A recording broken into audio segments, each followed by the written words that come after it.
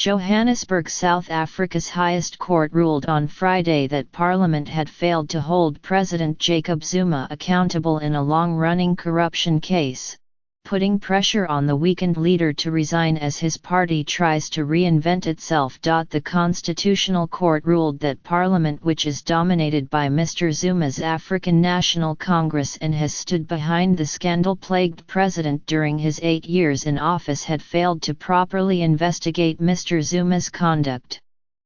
When it voted last year not to impeach him, the Assembly did not hold the President to account as was required by a section of the Constitution that deals with the President's removal, Judge Chris Jafta said in handing down the court's judgment. The court ordered lawmakers to create rules to regulate a President's impeachment, a move that makes it more likely that ANC leaders will try to force Mr. Zuma's removal as President. To avoid the distraction and embarrassment of potentially impeaching a lame duck leader. The ruling was a blow for the party, which less than 2 weeks ago chose a new leader, Cyril Ramaphosa, in a bid to clean up its image and regroup ahead of elections in 2019. Mr. Zuma's term as the nation's president ends with national elections scheduled for 2019. But since Mr. Ramaphosa's victory, there have been rumblings inside the ANC that Mr. Zuma should be compelled to step down sooner and make way for Mr. Ramaphosa, to give the party time to repair its reputation. The ruling adds to the cumulative pressure on the ANC leadership to act, said Somadoda Fikani, a political analyst. Heading into the elections in 2019, they can ill afford to have a president fighting for his life, with potentially embarrassing revelations during parliamentary impeachment proceedings, while the ANC is trying to rebrand itself. In internal ANC elections earlier this month, Mr. Zuma was rebuked by his own party when it elected Mr. Ramaphosa, who had rallied anti-Zuma forces. Mr. Zuma had strongly backed the losing candidate, Nkosazana Dlamini Zuma, a veteran politician, and his former wife. Under Mr. Zuma, the once heroic Party of Liberation became identified with graft and incompetence.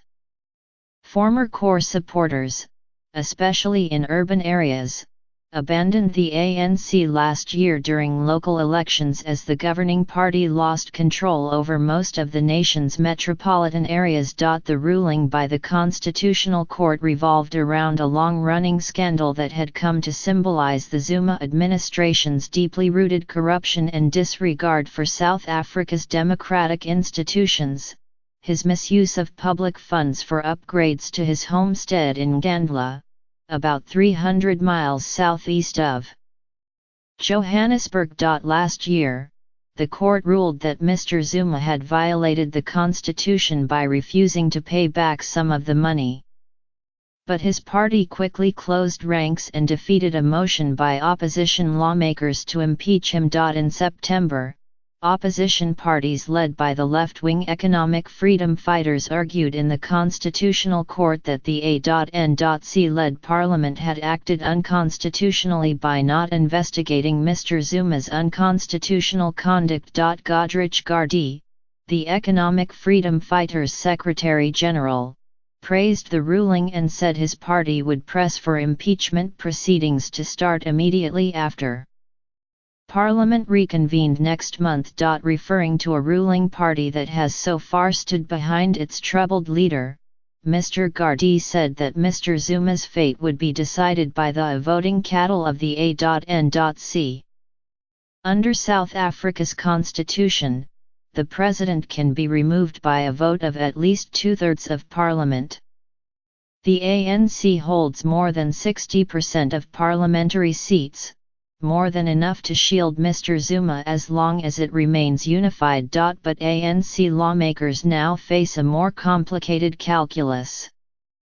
In responding to the court ruling, the party must show a commitment to clean government, but doing so could tarnish the party's image further if Mr. Zuma and others were forced to testify during impeachment proceedings. The A.N.C's Deputy Secretary General, Jesse Duarte, said in a short statement that the party would discuss the ruling's full implications at a meeting of its National Executive Committee on January 10.